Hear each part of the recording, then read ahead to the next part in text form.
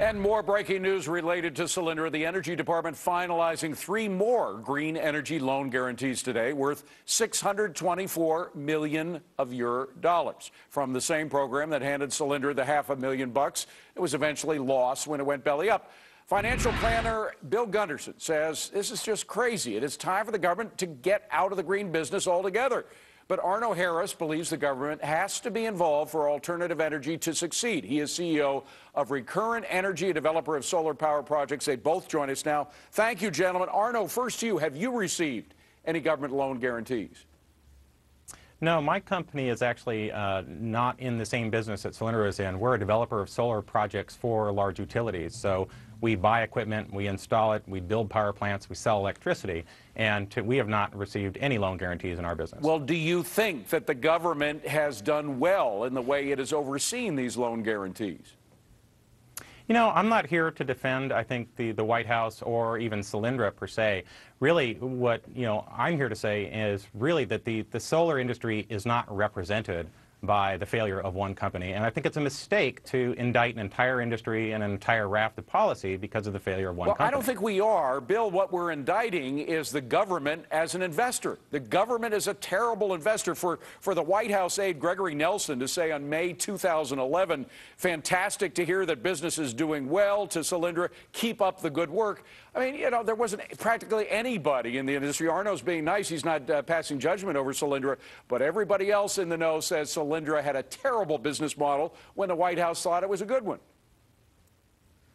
Well, I'll take it a step further. In March of 2010, Solyndra's own auditor wrote a going concern letter, which means that they had very little faith that the company would still be in business 12 months later.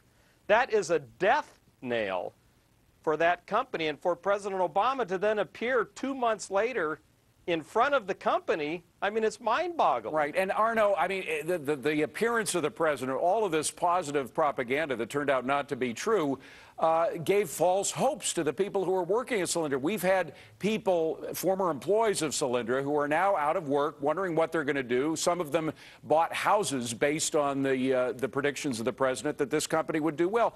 Arno, that's not right.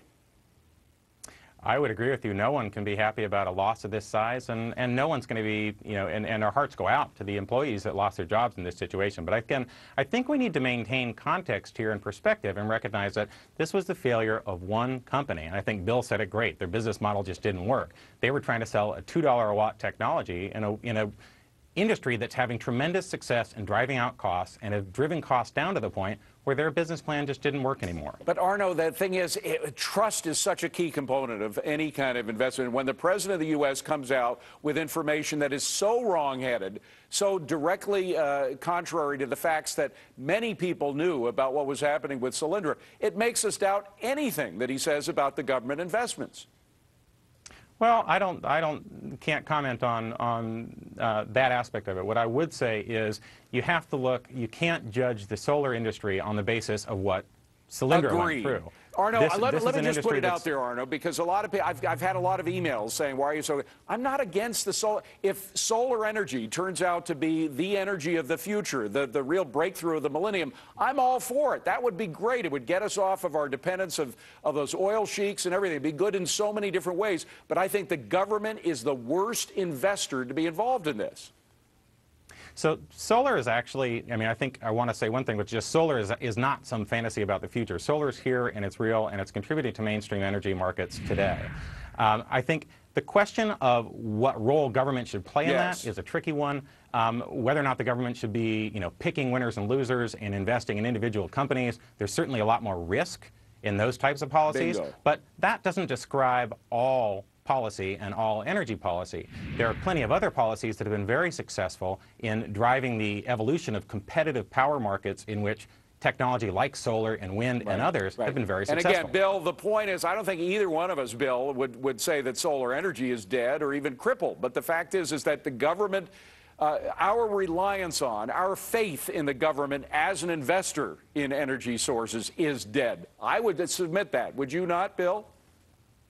I believe that without the subsidies of the federal government, the solar industry, let's just take a look at, number one, the publicly traded solar stocks.